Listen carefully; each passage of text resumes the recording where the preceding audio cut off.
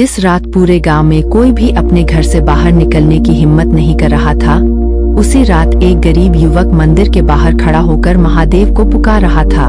आसमान काले बादलों से घिरा था, बिजली बार बार चमक रही थी, तेज बारिश हो रही थी और जंगल की तरफ से अजीब आवाजें सुनाई दे रही थीं। लेकिन उस युवक को न डर था, न अपनी जान की चिंता। उसकी आंखों में केवल एक विश्वास था। वह हाथ जोड़कर बोला, हे भोलेनाथ, अगर आज मेरी परीक्षा है तो मुझे शक्ति देना, लेकिन मेरे गांव के लोगों को अकेला मत छोड़ना। उस युवक का नाम था माधव। माधव बहुत गरीब था। उसके पास रहने के लिए मिट्टी का छोटा सा घर था और कमाने के लिए केवल थोड़ी सी जमीन। लेकिन उसके पास एक चीज ऐसी थी जो उस पूरे गांव में किसी के पास नहीं थी, महादेव के प्रति अटूट विश्वास। हर सुबह वह सबसे पहले गांव के पुराने शिव मंदिर में जाता। मंदिर इतना पुराना था कि उसकी दीवारों पर काई जम चुकी थी। वहां रखा शिवलिंग भी समय के साथ थोड़ा घिस चुका था। माधव रोज नदी से पानी लाता, बेलपत्र चढ़ाता और चुपचाप महादेव के सामने बैठ जाता। वह कभी अपने लिए धन नहीं मांगता था। वह हमेशा कहता, भोलेनाथ, मेरे घर में चाहे एक समय का भोजन हो, लेकिन मेरे गांव में किसी को भूखा मत रखना। गांव के लोग उसकी भक्ति देखकर कभी हंसते, कभी उसकी प्रशंसा करते। लेकिन उस साल गांव पर बहुत बड़ा संकट आने वाला था। बारिश बंद हो गई थी, नदी सूखने लगी थी, खेतों में दरारें पड़ गई थीं, लोगों के घरों में अनाज खत्म होने लगा। और फिर एक रात गांव के सबसे बुजुर्ग व्यक्ति ने कहा, यह सिर्फ सूखा नहीं है, इसके पीछे कोई बड़ी वजह है। किसी को नहीं पता था कि अगले ही दिन माधव को महादेव की ऐसी परीक्षा से गुजरना होगा जो उसकी पूरी जिंदगी बदल देगी। और उस परीक्षा की शुरुआत एक रहस्यमय आवाज से होने वाली थी। अगली सुबह माधव हमेशा की तरह शिव मंदिर पहुंचा। उसने शिवलिंग पर जल चढ़ाया और आंखें बंद करके बैठ गया। मंदिर में बिल्कुल शांति थी। तभी अचानक उसे लगा जैसे किसी ने उसके कान के पास बहुत धीमी आवाज में कहा, माधव। उसने तुरंत आंखें खोल दी। मंदिर में कोई नहीं था। माधव ने चारों तरफ देखा, फिर उसने सोचा शायद उसका भ्रम होगा। उसने दोबारा आंखें बंद की। कुछ क्षण बाद वही आवाज फिर आई, माधव, जंगल के उस रास्ते पर जाओ जहां सूर्य की रोशनी भी मुश्किल से पहुंचती है। माधव का शरीर कांप उठा। वह खड़ा हुआ और शिवलिंग की तरफ देखने लगा। उसने पूछा, प्रभु, क्या यह आपकी आज्ञा है? कोई उत्तर नहीं मिला, लेकिन उसके भीतर एक अजीब सी शांति उतर गई। माधव समझ गया कि उसे जाना होगा। वह बिना किसी को बताए जंगल की ओर निकल पड़ा। जंगल गांव से काफी दूर था। वहां बड़े बड़े पेड़ थे और रास्ता इतना कठिन था कि सामान्य व्यक्ति वहां जाने से डरता था। चलते चलते माधव के पैरों में कांटे चुभे। कई जगह जमीन इतनी फिसलन भरी थी कि वह गिरते गिरते बचा, लेकिन वह आगे बढ़ता रहा। कुछ दूर जाने के बाद उसे एक पुराना पत्थर दिखाई दिया। पत्थर पर त्रिशूल का निशान बना हुआ था। माधव वहीं रुक गया। उसने हाथ जोड़ लिए, महादेव। तभी उसके सामने जमीन पर पड़े सूखे पत्ते अपने आप हटने लगे। नीचे एक छोटा सा पत्थर दिखाई दिया, जिस पर प्राकृतिक रूप से शिवलिंग जैसा आकार बना था। माधव की आंखों में आंसू आ गए। वह घुटनों के बल बैठ गया। उसी समय जंगल के भीतर से घंटी बजने की आवाज आई, लेकिन वहां कोई मंदिर नहीं था। माधव ने पीछे मुड़कर देखा। घंटी की आवाज लगातार तेज होती जा रही थी और तभी उसे दूर एक बूढ़ा साधु दिखाई दिया। साधु ने उसकी तरफ देखकर कहा, तुम्हें यहाँ बुलाया गया है, लेकिन अभी तुम्हें यह नहीं बताया जा सकता कि क्यों। माधव ने पूछा, किसने बुलाया है? साधु मुस्कुराया, जिसका नाम तुम हर सांस में लेते हो। माधव उस साधु के सामने बैठ गया। साधु बहुत बूढ़ा था। उसकी जटाएं कंधों तक थी और माथे पर भस्म लगी हुई थी। माधव ने पूछा, बाबा, क्या आपको महादेव ने यहाँ भेजा है? साधु ने सीधे उत्तर नहीं दिया। उसने कहा, महादेव को पाने के लिए मंदिर में जाना जरूरी नहीं, लेकिन महादेव की इच्छा समझने के लिए अपने भीतर जाना जरूरी है। माधव कुछ समझ नहीं पाया। उसने फिर पूछा, मेरे गांव में सूखा पड़ा है, लोग परेशान हैं, क्या यह सब महादेव की परीक्षा है? साधु ने कहा, हर दुख सजा नहीं होता माधव, कई बार दुख उस रास्ते का दरवाजा होता है जिसके दूसरी तरफ तुम्हारे जीवन का सबसे बड़ा उत्तर छिपा होता है। फिर साधु ने अपनी मुट्ठी खोली, उसमें एक छोटा सा बीज था। उसने बीज माधव को देते हुए कहा, इसे गांव के बीचों बीच जमीन में बो देना। माधव ने पूछा, इस छोटे से बीज से क्या होगा? साधु बोला, अगर तुम्हारा विश्वास सच्चा है तो तुम्हें उत्तर मिलेगा। माधव बीज लेकर वापस गांव आ गया। गांव के लोग उसे देखकर पूछने लगे, तुम कहाँ गए थे? माधव ने किसी को कुछ नहीं बताया। वह गांव के बीच पहुंचा और जमीन खोदकर उस बीज को बो दिया। लोग हंसने लगे।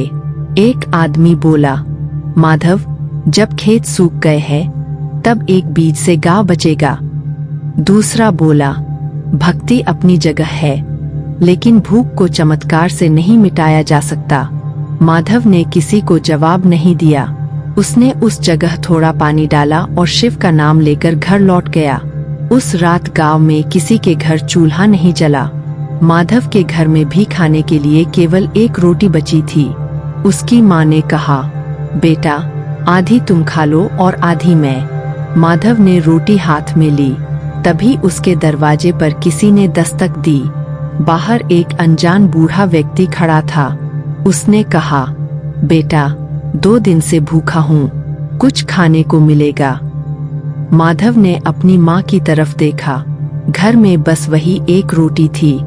माधव ने बिना कुछ सोचे वह रोटी उस बूढ़े को दे दी। उसे नहीं पता था कि यही उसका असली इम्तिहान था। बूढ़े ने रोटी ली और माधव को देखकर मुस्कुराया। उसने कहा, तुम्हारे घर में खुद भोजन नहीं है, फिर भी तुमने मुझे दे दिया। माधव बोला, मेरे घर की भूख शायद एक रात की है, लेकिन आपकी भूख मेरे सामने है। महादेव ने सिखाया है कि सामने आए जरूरतमंद को खाली हाथ नहीं लौटाना चाहिए। बूढ़े ने कुछ नहीं कहा। वह धीरे धीरे अंधेरे में चला गया। माधव की माँ ने पूछा, बेटा, अब हम क्या खाएंगे? माधव मुस्कुराया, माँ, जिसने आज तक हमें संभाला है वह कल भी संभाल लेगा। अगली सुबह एक अद्भुत घटना हुई। गांव के बीच जहां माधव ने वह बीज बोया था, वहां मिट्टी फट चुकी थी। उसके बीच से एक छोटा सा हरा पौधा बाहर आया था। गांव के लोग उसे देखने के लिए इकट्ठा हो गए। किसी ने कहा, यह तो साधारण पौधा है, लेकिन माधव को उस पौधे को देखकर कुछ अलग महसूस हुआ। उसने जल चढ़ाया और बोला, महादेव, अगर इसमें आपकी इच्छा है तो मुझे सही रास्ता दिखाना। दिन बीतते गए, पौधा बढ़ता गया। सिर्फ वही पौधा नहीं बढ़ रहा था, उसके आसपास की जमीन भी धीरे धीरे नम होने लगी। गांव वालों ने मिट्टी खोदी। कुछ हाथ नीचे जाने के बाद उन्हें पानी मिला। सभी हैरान रह गए। वहां जमीन के नीचे पानी का पुराना स्रोत था। गांव के लोग खुशी से चिल्लाने लगे। माधव ने कहा, इसे संभालकर इस्तेमाल करो। यह सिर्फ पानी नहीं है, यह हमारे लिए जिम्मेदारी है। लेकिन उसी दिन गांव का लालची मुखिया वहां पहुंचा। उसने कहा, यह पानी अब गांव की जमीन में है, इसका अधिकार मेरा है। माधव ने शांत स्वर में कहा, पानी पर किसी एक इंसान का अधिकार नहीं होता। मुखिया गुस्से में बोला, तुम मुझे सिखाओगे? माधव चुप रहा। उसे नहीं पता था कि अब परीक्षा सिर्फ उसकी भक्ति की नहीं, बल्कि उसके धैर्य की होने वाली थी। मुखिया ने गांव के पानी पर पहरा लगा दिया। उसने कहा कि जो भी पानी लेना चाहता है, उसे बदले में अनाज या पैसे देने होंगे। गरीब लोग परेशान हो गए। माधव ने मुखिया से कहा, अगर यह पानी सबको बचा सकता है, तो इसे बेचने का अधिकार किसी को नहीं है। मुखिया ने हंसते हुए कहा, तुम्हारे पास है ही क्या, न धन, न ताकत। तुम मुझे रोक नहीं सकते। माधव ने उत्तर दिया, मेरे पास ताकत नहीं है, लेकिन मेरे पास विश्वास है। मुखिया ने उसे धमकी दी, अगर तुमने लोगों को मेरे खिलाफ किया तो तुम्हें गांव से निकाल दूंगा। उस रात माधव मंदिर गया। उसने महादेव से कहा, प्रभु, मैं लड़ना नहीं चाहता, लेकिन अन्याय भी नहीं देख सकता। मुझे बताइए कि मुझे क्या करना चाहिए। मंदिर में कोई आवाज नहीं आई। माधव देर तक बैठा रहा। फिर उसे शिवलिंग के पास एक छोटी सी भस्म की रेखा दिखाई दी। उस रेखा के पास 3 शब्द लिखे थे, क्रोध नहीं, करुणा। माधव समझ गया। अगली सुबह वह गांव के लोगों को लेकर मुखिया के घर गया, लेकिन उसने लड़ाई नहीं की। उसने कहा, मुखिया जी, आप चाहे तो पानी पर पहरा रखिए, लेकिन अगर कोई गरीब बच्चा प्यासा हो तो उसे पानी देने से मत रोकिए। मुखिया ने उसकी बात नहीं मानी। तभी अचानक आसमान में बादल घिर आए। लोगों को लगा बारिश होगी, लेकिन बादल बिना बरसे चले गए। गांव में निराशा फैल गई। मुखिया ने माधव से कहा, देख लिया तुम्हारे महादेव का चमत्कार। माधव ने सिर झुका लिया। उस रात वह मंदिर में अकेला बैठा। उसकी आंखों से आंसू बह रहे थे। उसने कहा, भोलेनाथ, मैं आपसे चमत्कार नहीं मांगता, बस इतना चाहता हूँ कि मेरे मन में आपके प्रति संदेह न आए। तभी मंदिर में वही बूढ़ा व्यक्ति आया जिसे माधव ने अपनी आखिरी रोटी दी थी। वह बोला, तुमने मुझे पहचाना नहीं। माधव ने ध्यान से देखा। बूढ़े की आंखों में वही चमक थी जो उसने उस रात देखी थी। माधव के हाथ कांपने लगे। बूढ़ा धीरे से शिवलिंग के सामने बैठ गया। उसने कहा, जिसे तुम बाहर खोज रहे हो वह तुम्हारे भीतर बैठा है। माधव ने पूछा, आप कौन हैं? बूढ़ा मुस्कुराया, मैं केवल एक राहगीर हूँ। माधव बोला, नहीं, आप साधारण राहगीर नहीं हैं। बूढ़े ने उसकी तरफ देखा और कहा, अगर मैं कहूँ कि तुम्हारी परीक्षा उस दिन शुरू हुई थी जब तुमने पहली बार महादेव के सामने अपने लिए कुछ मांगने से इनकार किया था, तो माधव की आंखें नम हो गईं।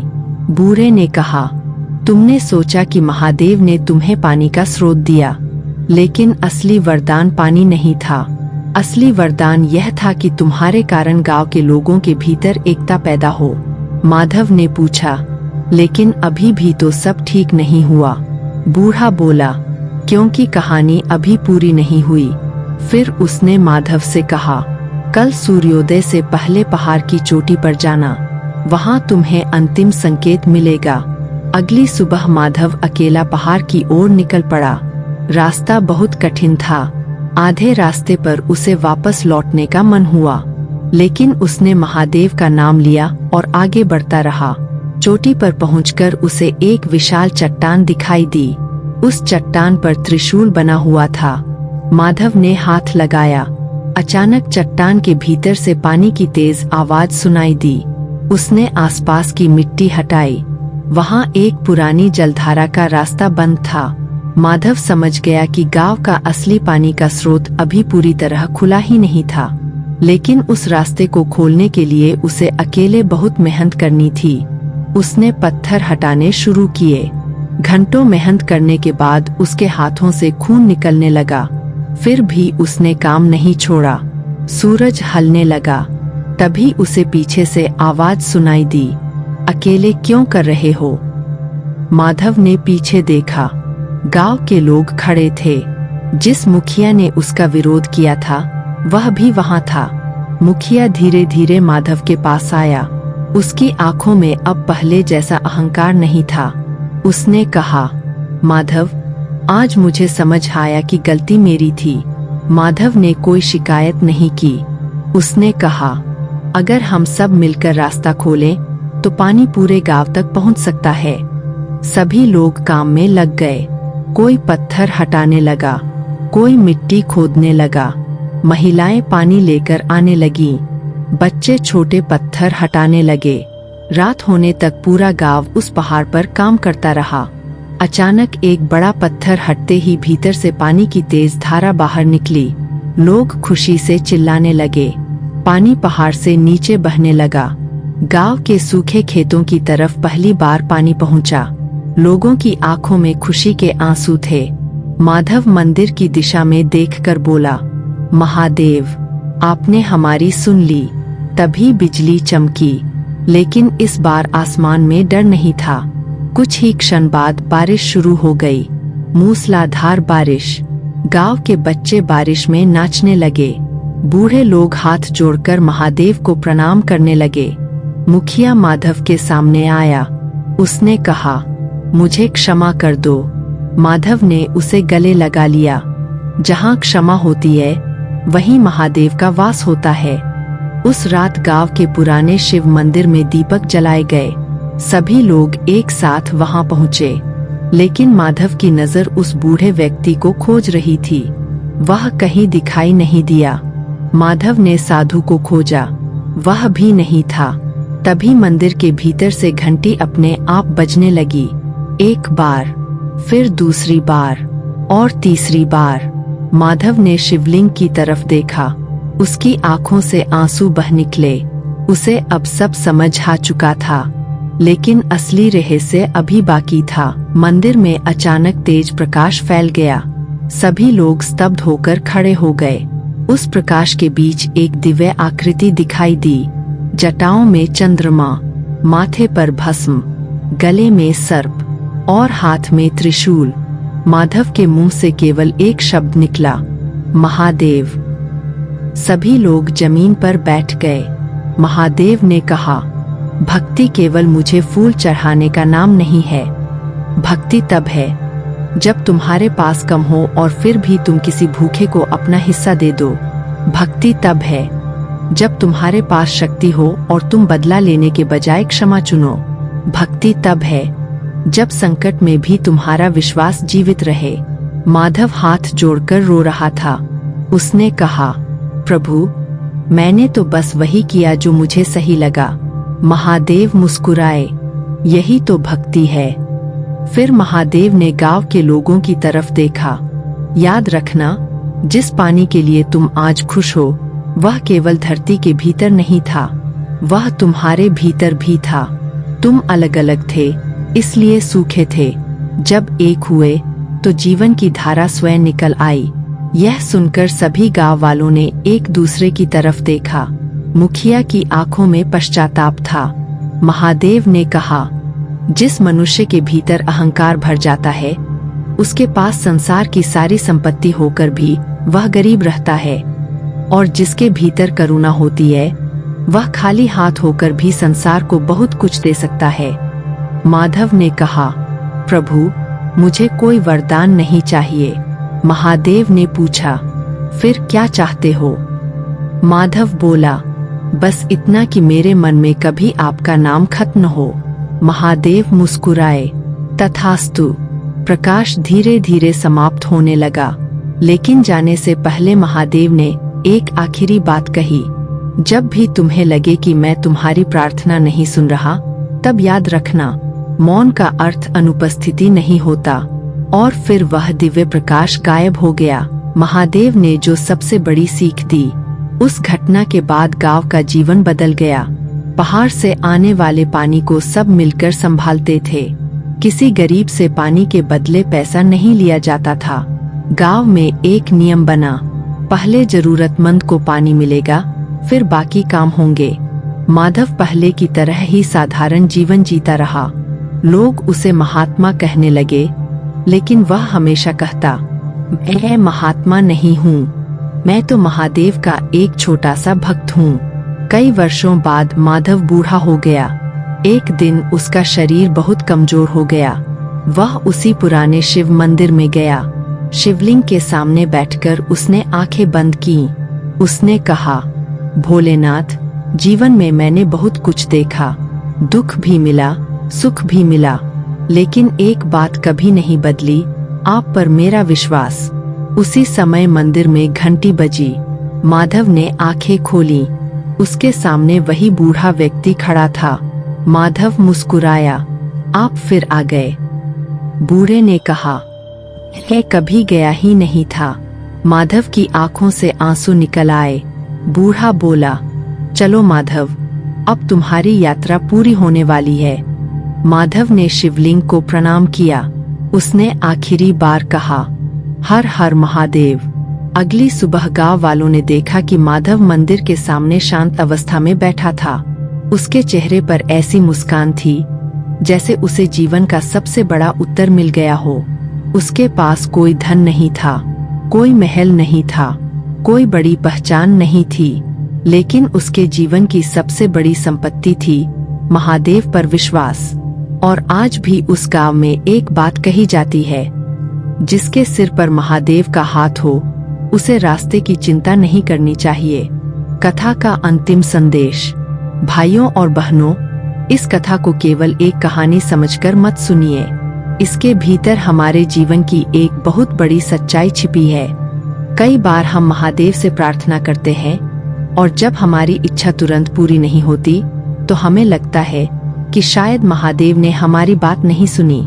लेकिन क्या आपने कभी सोचा है, शायद उत्तर आने में देर नहीं हो रही। शायद महादेव आपको उस उत्तर के योग्य बना रहे हैं।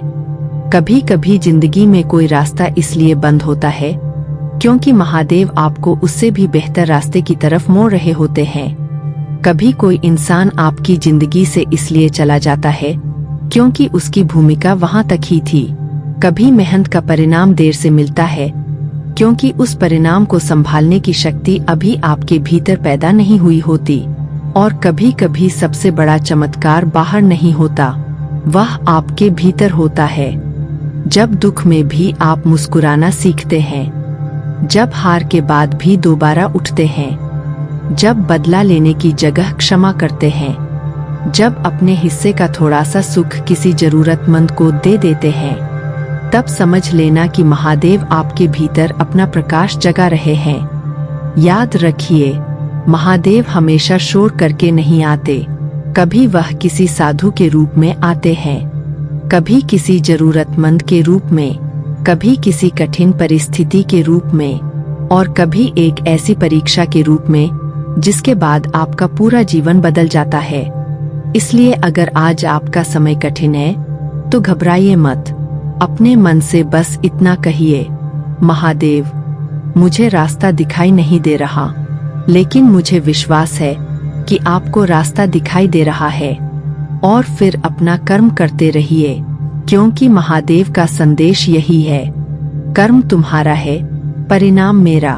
अगर आपके मन में भी महादेव के लिए सच्ची श्रद्धा है तो कमेंट में जरूर लिखिए। ओम नमः शिवाय।